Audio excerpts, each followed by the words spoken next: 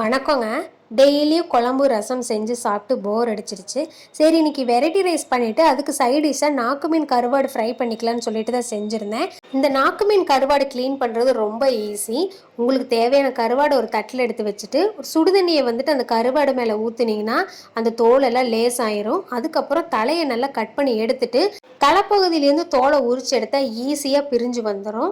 2 சைடும் தோலை உரிச்சு எடுத்துட்டு திரும்பவும் ஒரு 2 தடவை சுடுதண்ணியில் வாஷ் பண்ணி எடுத்துட்டா ஓரளவு இந்த ஸ்மெல்லு வந்து போயிடும்.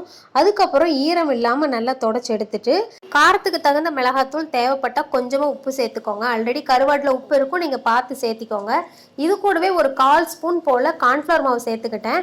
உப்பு மிளகாத்தூள் பிரிஞ்சு வராமல் இருக்கிறதுக்காக தான் ரொம்ப கம்மியாக தான் சேர்த்துக்கிட்டேன். நல்லா ஒரு 1/2 மணி நேரம் ஊறினதுக்கப்புறம் தவால போட்டுட்டு மொறு மொறுன்னு சுட்டு எடுத்துட்டிங்கன்னா சூப்பரான நாக்கு மீன் கருவாடு ரெடி ஆயிடுச்சு.